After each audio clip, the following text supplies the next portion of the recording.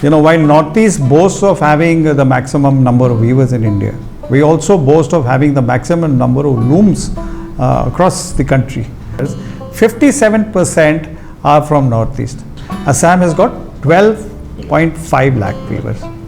So this is your strength which is there. We also boast of having most of the silks which are known to mankind. All 4 varieties of silk, that is Muga, Eri, Toss or Tassa and Mulberry, all 4 are grown in Northeast. ভাৰতৰ ভিতৰত অসমত সৰ্বাধিক সংখ্যক শিপিনী আছে। ইয়াতে এৰী, মুগা আৰু পাট কাপোৰত শৈল্পিক পৰম্পৰাৰ অভিব্যক্তি দেখিবলৈ পোৱা যায়। অসমত কাপোৰ বোৱাটো সামাজিক আৰু সাংস্কৃতিক জীৱনৰ এক অবিচ্ছেদ্য অংগ। জাতিৰ পিতা মহাত্মা গান্ধীয়ে খাদী আৰু স্বদেশী সামগ্ৰীৰ ব্যৱহাৰৰ বাবে কৰা তেওঁৰ বিখ্যাত অসম ভ্ৰমণৰ সময়ত মন্তব্য কৰিছিল যে অসমীয়া মহিলাসকলে তেওঁলোকৰ কাপোৰত ৰূপকথা বুনে। হস্ততাঁত উদ্যোগৰ বিষয়ে জানিবলৈ আমাৰ যি প্ৰচেষ্টা, তাৰ বাবে আমি পূবৰ মানচেষ্টাৰ নামেৰে জনাজাত শুৱালকুছিলৈ ভ্ৰমণ কৰিছিলোঁ, য'ত আমি উদ্যোগীসকলৰ লগত কথা পাতি সামগ্ৰিক পৰিৱেশটোৰ বিষয়ে বুজিবলৈ চেষ্টা কৰিছিলোঁ। কাপোৰ এযোৰ বনাবৰ কাৰণে আপোনাৰ প্ৰথমতে আপোনাৰ ডিজাইনটো চাব লাগিব, যাতে ডিজাইনটো আপোনাৰ খুব সুন্দৰ হয়, চবেই যাতে পচন্দ কৰে। তাৰপিছতে আপোনাৰ আহি যাব গুণা। আপুনি কম দামৰ গুণা লগাব নোৱাৰে, দামৰ গুণা লগাব লাগিব, তেতিয়াহে কাপোৰ এযোৰ আপুনি মানে মাৰ্কেটত আপোনাৰ ভাল নাম এটা হ'ব। এতিয়া আমাৰ যিবিলাক আপোনাৰ শুৱালকুছিৰ ফালে আপোনাৰ কাপোৰ কিনিব আহে, শুৱালকুছিটোতো জানেই অসমৰ মানচেষ্টাৰ গাঁও বুলি কয়। এতিয়া সকলোৱে শুৱালকুছিৰ ভাল কাপোৰ পাম বুলিয়ে আশা কৰি আহে। আৰু সেইমতে শুৱালকুছিত অৰিজিনেল পাট কাপোৰৰে আপোনাৰ আজিলৈকে চলি আছে। এতিয়া আপোনাৰ মেইন বস্তুটো হৈছে এতিয়া ফেশ্বনৰ যুগ। সদায় আপোনাৰ ডিজাইন সদায় সলনি কৰি থাকিব লাগিব। যিমানে আপুনি ডিজাইন আপুনি সলাই থাকিব, সিমানে আপোনাৰ মাৰ্কেট বাঢ়ি গৈ থাকিব। এতিয়া ডিজাইন আপোনাৰ দৈনিক আপোনাৰ এটাৰ পিছত এটা আমি বনাই থাকিব লগা হয়। আৰু সেই হিচাপে আপোনাৰ কাপোৰখনৰ কালাৰৰ লগত কালাৰ কম্বিনেশ্যনো মিলাব জানিব লাগিব। এনে আপোনাৰ কাপোৰখন বলেই নহ'ব। ডিজাইনৰ লগত আপোনাৰ কাপোৰৰ গুণা কেওফালে মিলাব লাগিব, তেতিয়াহে আপোনাৰ কাষ্টমাৰে আপোনাৰ বস্তুটো চুজ কৰিব। আজি মোটামুটি সমাজত এটা নামো কৰিছোঁ, যোনে আপোনাৰ কাপোৰ লৈছে তেওঁৰ যিমান আলহী ইষ্ট কুটুম্ব আছে সকলোকে ইয়াতে অহাৰ কাৰণে ছাজেষ্ট কৰে। আৰু সেইমতে আমি সদায় ভাল বস্তু দিয়াৰ কাৰণে সদায় আগ্ৰহী। যিমান পাৰোঁ আমি সদায় আপগ্ৰেডৰ ফালে গৈ আছোঁ। আৰু এতিয়া মাৰ্কেটত আমি নতুনকৈ কিছুমান নতুন টাইপৰ গুণা আনিছোঁ। সেইবিলাক গুণাৰ যিবিলাক কাপোৰ আমি বনাইছোঁ, কাষ্টমাৰে দেখিলে আপোনাৰ পচন্দ কৰে।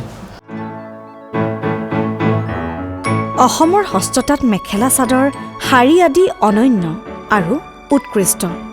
আৰু যেতিয়া ইয়াক সুন্দৰভাৱে পৰিধান কৰা হয়, তেতিয়া ই অধিক ইতিবাচক আৰু আকৰ্ষণৰ কাৰক হৈ পৰে। I would give credit to the young entrepreneurs, some startups which have taken it upon themselves to take this initiative, take the bold step of doing things differently. As you were saying that they are trying to match the customer's demand today. Unfortunately, again I must mention here that largely the production in Northeast, what I have seen, is supply driven, whereas it should be market driven. I have to look at the taste and the palate of my customer outside and curate and make a product to his liking or her liking. Only then it will be accepted in that market. সমগ্ৰ বিশ্বৰ গ্ৰাহকসকলে হস্ততাঁত সামগ্ৰীৰ সন্ধান কৰাৰ সময়ত ইয়াৰ গুণগত মান আৰু প্ৰাকৃতিক দিশবোৰৰ ওপৰত গুৰুত্ব আৰোপ কৰে। অৱশ্যে গ্ৰাহকসকলে পৰম্পৰাগত সাজপাৰৰ লগতে আধুনিক ডিজাইন সন্ধান কৰে। হস্ততাঁত বস্ত্ৰশিল্পৰ ক্ষেত্ৰখনত গোটেই ভাৰতবৰ্ষৰ ভিতৰত অসমেই হৈছে আটাইতকৈ বেছি চহকী, আৰু অসমতে আছে সৰ্বাধিক শিপিনী। আৰু সেইবাবে আজি আমি আহি উপস্থিত হৈছোঁহি গুৱাহাটী গড়চুকত থকা NEHHDC কেম্পাছত। NEHHDCৰ বাবে আটাইতকৈ মনোনিৱেশ কৰা ক্ষেত্ৰসমূহৰ ভিতৰত এটা হৈছে গুণগত মানদণ্ড নিশ্চয়তা প্ৰদান কৰা, যাতে অঞ্চলটোৰ হস্ততাঁত উদ্যোগটোৱে বিশুদ্ধতাৰ সৈতে নিজৰ পৃথক পৰিচয় গঢ়ি তুলিব পাৰে। যদি মই আপুনি ছাপ'জ এজন কাষ্টমাৰ হিচাপে আহে, মোৰ প্ৰথম হেৰিটো হৈছে কি হৈছে, আমি বেলেগতো আমি যেতিয়া দেখোঁ এইটো হৈছে টচৰ কাপোৰ হয়, টচৰ চাদৰ মেখেলা। কি হয় তাতে এটা চিল্ক মাৰ্কৰ টেগ এটা থাকে আৰু কোনোবা টেষ্টিং লেবে তাত এটা টেষ্ট কৰি পেলাই লগাই দিয়ে। সেইটো আমাৰ ইয়াতে NABL এক্ৰিডিটেড টেষ্টিং লেব আছে।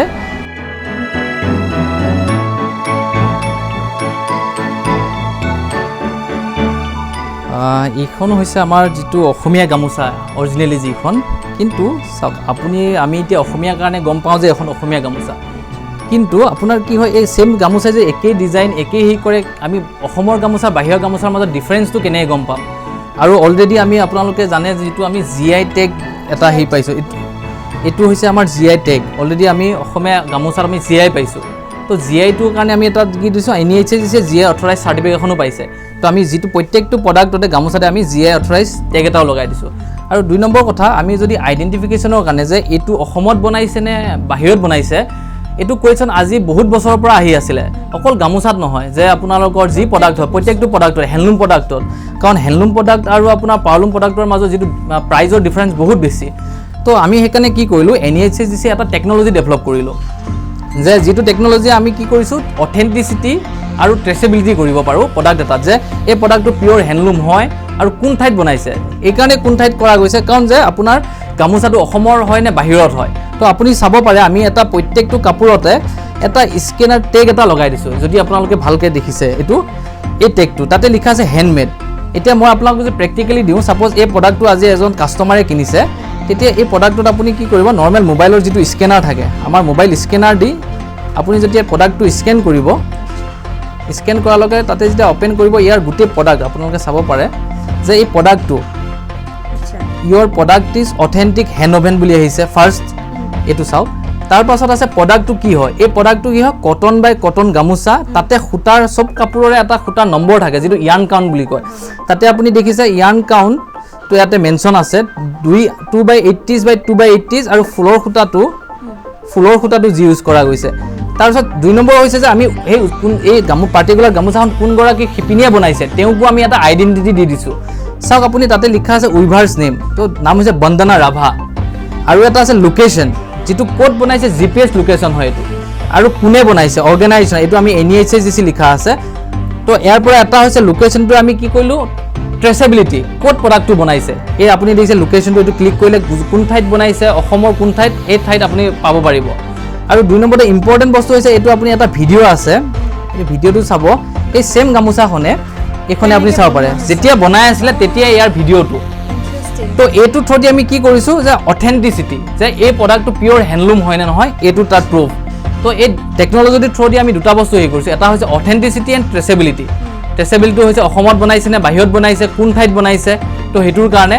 আৰু 2 নম্বৰ এটা হয় যে যিজন আৰ্টিজনে বনায় তেওঁ উচিত মূল্যটো পাবৰ কাৰণে। কি হয় আজিকালি আমাৰ অসমৰ বজাৰখনত, অসমৰ বাহিৰতো যিকোনো এটা প্ৰডাক্ট বনালে যিখন শিপিনী হয় আৰ্টিজেন একচুৱেল, তেওঁ বনায়, কিন্তু তেওঁ মাৰ্কেটটো পাবৰ কাৰণে কিয় মিডল মেনৰ থ্ৰুদি যাব লাগে। এই মিডল মেনটোৱে কি কৰে, মোৰ পৰা, মই এজন আৰ্টিজিয়ান হয়, মোৰ পৰা তেওঁ 100 টকাত এখন গামোচা কিনিছে, তেওঁ বাহিৰত 500 টকাত বিক্ৰী কৰিছে, তেওঁ 400 টকা সেই মিডল মেনজনে লৈ আছে। তো আমি কি কৰিছোঁ, টেকন'লজিৰ থ্ৰুদি ডাইৰেক্টলি সেই ট্ৰেকিং আইডিটো দি দিছোঁ, হেৰিটো ট্ৰেচেবিলিটি। তো ডাইৰেক্ট যদি তেওঁ নেক্সট টাইম যেতিয়া প্ৰডাক্টটো কিনিব, সেই ট্ৰেক কৰিলে সেই আৰ্টিজানজনৰ ঘৰত ডাইৰেক্টলি যায়, তেওঁ ডাইৰেক্টলি আৰ্টিজানৰ লগত কাষ্টমাৰৰ কানেকশ্যন হ'ব। তাৰ মাজত কি হ'ব, মিডল মেনজনৰ আঁতৰি যাব, আৰু যিটো পাব লগা মূল্য, উচিত মূল্যটো ডাইৰেক্ট শিপিনীজনে ডাইৰেক্ট পাব। তো এইটো আমি টেকন'লজি, আৰু এইটো আৰু এটা ইম্পৰ্টেণ্ট কথা, এই টেকন'লজিটো আমি গোটেই নৰ্থ ইষ্টত NEHA হৈছে আপোনাৰ 8খন ষ্টেটৰ কাৰণে আমি কৰোঁ। তো 8খন ষ্টেটত আমি টোটেল 10,000, এইটো এটা টেকন'লজি হয়, 10,000 ডিভাইচ আমি ফ্ৰী অফ কষ্ট আমি অলৰেডি বেনিফিচিয়াৰী চিলেকশ্যন কৰিছোঁ, তাৰে আমি 5,000 টেকন'লজি আমি অলৰেডি ইনষ্টলেশ্যন কৰি দিছোঁ। তো এইটো থ্ৰুদি শিপিনীসকলে তাৰ উচিত মূল্য পাব, নিজৰ প্ৰডাক্টটোক তেওঁলোকে বাৰে বাৰে মানে প্ৰুভ কৰি থাকিব নালাগে যে হেণ্ডলুম নে power loom. Why, despite the assets, despite the strength, why are we not featuring in that proportion? If I am 50% of India, then my share of export from India should be 50%. That's the way it is. But that doesn't happen.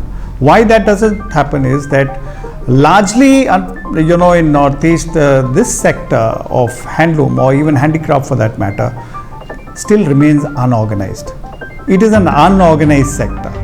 That means there are people working individually, people working only in households, they are not structured, they are not under a legal entity, and therefore their reach is limited. Because their reach is limited, their market is very localized.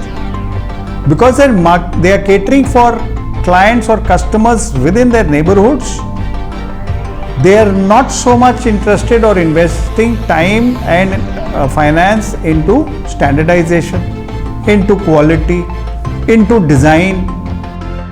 পৰম্পৰাগত দক্ষতা আৰু পদ্ধতি, বিশ্বাসযোগ্যতা, চৰকাৰী সংস্থাৰ সমৰ্থন আমি এই সকলোবোৰ দেখিছোঁ।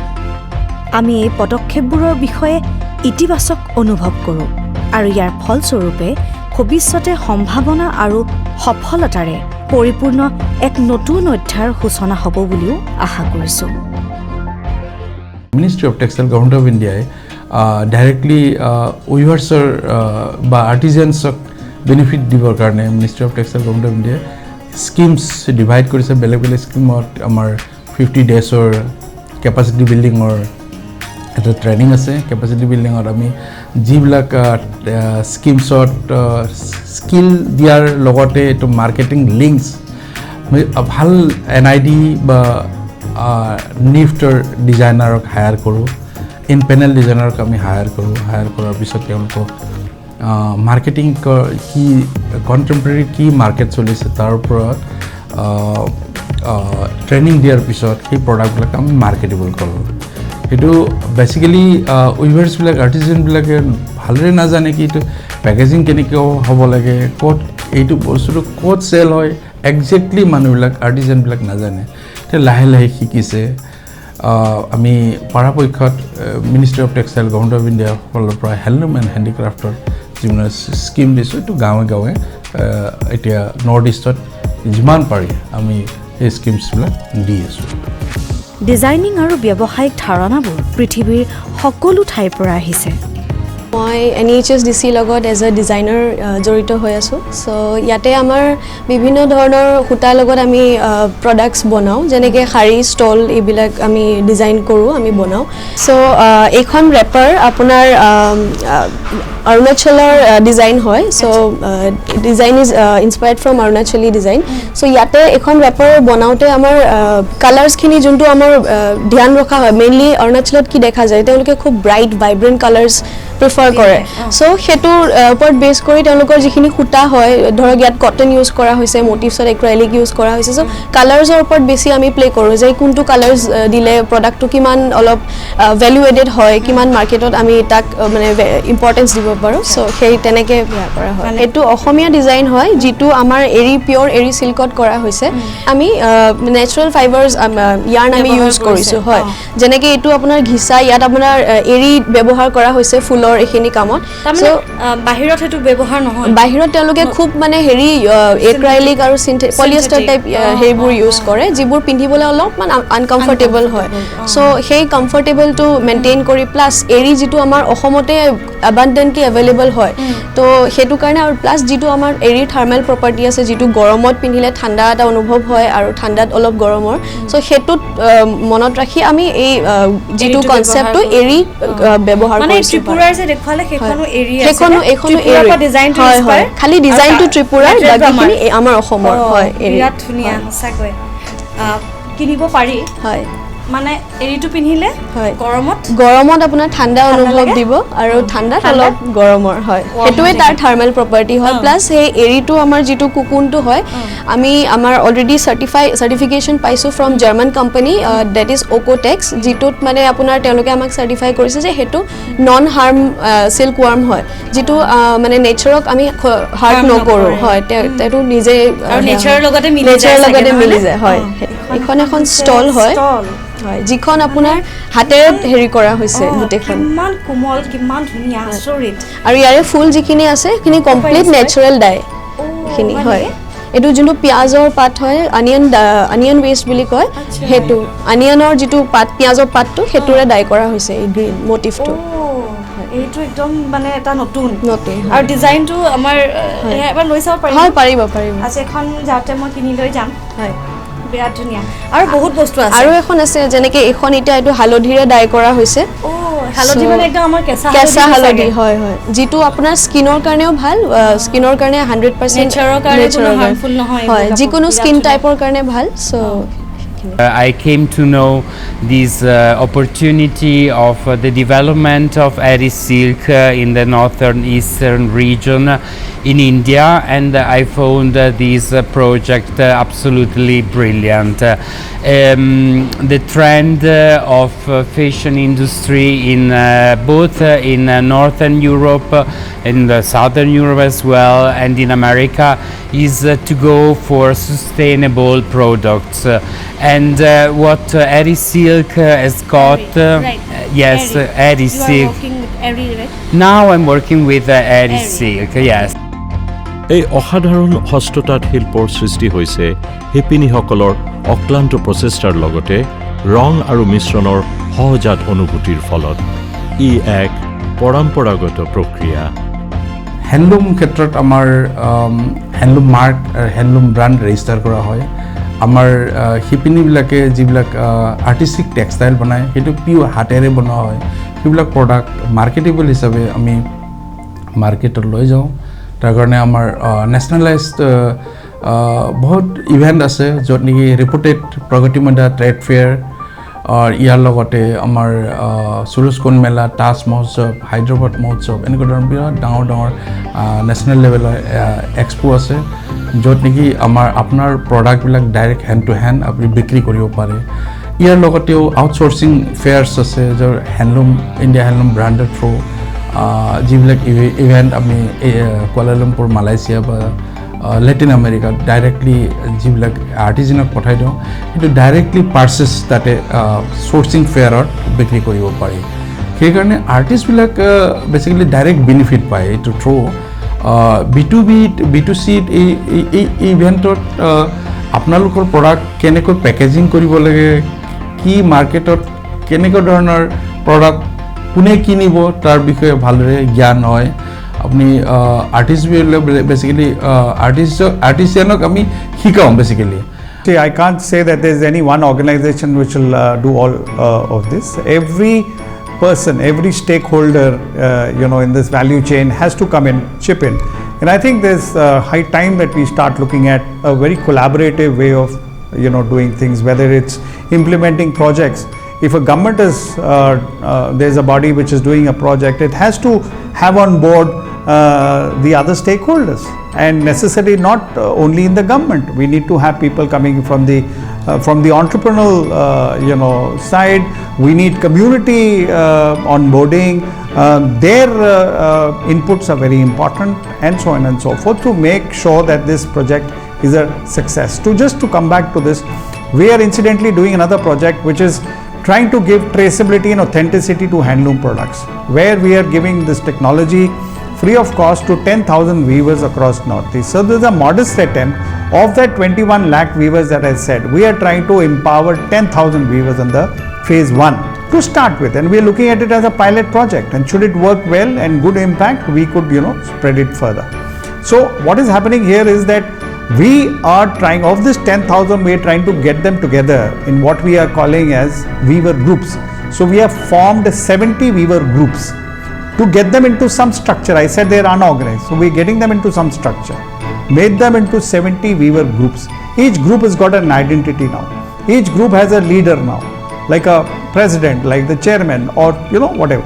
Now under this group, every group minimum threshold is 50 weavers. So what we've done is, of the 10,000 that we are addressing, of that 70 groups, of 50 also if we take, then it makes 3,500 weavers. So here we are trying to build capacity, my capability of doing things. Today I may be able to get a nice order from a big brand, from a big company, export order, but there's a challenge to deliver it because I'm unorganized.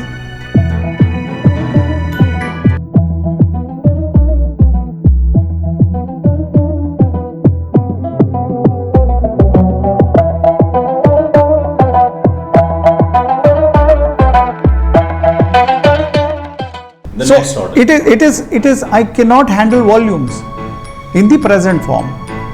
So what NESDC is trying to do, I said, we will take that responsibility, we will get the orders.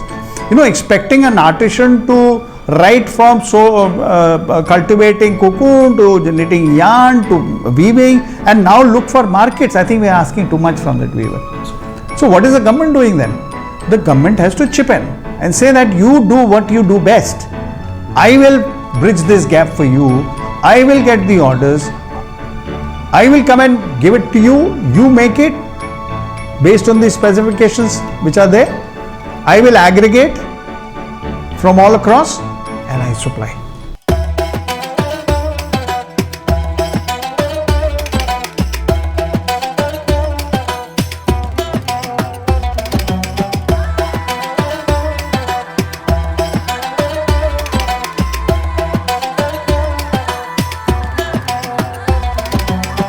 সঁচাকৈ এই প্ৰতিষ্ঠানটোৱে লগতে চৰকাৰে যিখিনি পদক্ষেপ হাতত লৈছে সেয়া কিন্তু সঁচাকৈ শলাগ ল'বলগীয়া। তেওঁলোকে পুৰণা পৰম্পৰাগত যিখিনি আমাৰ থলুৱা সামগ্ৰী বা যিখিনি থলুৱা ডিজাইন সেই ডিজাইনসমূহৰ লগতে নতুন ডিজাইনসমূহ তেওঁলোকে ফিউজন কৰি অৰ্থাৎ সংযোজন কৰি এক নতুন ৰূপ দি বজাৰত উলিয়াই দিছে। নিশ্চয়কৈ ইয়াৰ ফলত যিখিনি শিপিনী তাৰ যথেষ্ট লাভান্বিত হৈছে, লগতে বজাৰখনো যথেষ্ট উন্নতি হৈছে আৰু লগতে আমাৰ যে এই নৰ্থ ইষ্টৰ উত্তৰ পূৰ্বাঞ্চলৰ লগতে অসমৰ যি থলুৱা সামগ্ৰীসমূহ আছে, অসমৰ এৰী মুগা পাট, সেয়া বিশ্ব দৰবাৰত প্ৰতিষ্ঠা কৰিবলৈ নিশ্চয়কৈ সক্ষম হৈছে। আৰু ইতিমধ্যে এই গোটেই তথ্যচিত্ৰখনত আমি আপোনালোকক দেখুৱালোঁ এয়া অকল অসমৰ শিপিনীয়ে কিয় ভাৰতৰ বিভিন্ন ঠাইৰ পৰা অহা লগতে বিদেশৰ বিভিন্ন ডিজাইনাৰে আহি ইয়াত কাম কৰি আছে, সেয়াও কিন্তু এই ক্ষেত্ৰত শলাগ ল'বলগীয়া। শিপিনীসকলে তেওঁলোকৰ দক্ষতা, মানদণ্ড, বিশ্বাসযোগ্যতা, কাপোৰৰ আৰ্হিত মনোনিৱেশ, মূল্য সংযোজন, প্ৰমাণীকৰণ, উদ্যোগশীলতা, ব্যৱসায়িক সংযোগ, চৰকাৰ তথা নিগমৰ সমৰ্থন আদিৰ সৈতে একেলগে কাম কৰিলে ভৱিষ্যতে হস্ততাঁত খণ্ডৰ অভূতপূৰ্ব বিকাশ সাধন হ'ব বুলি আমি দৃঢ় বিশ্বাসী।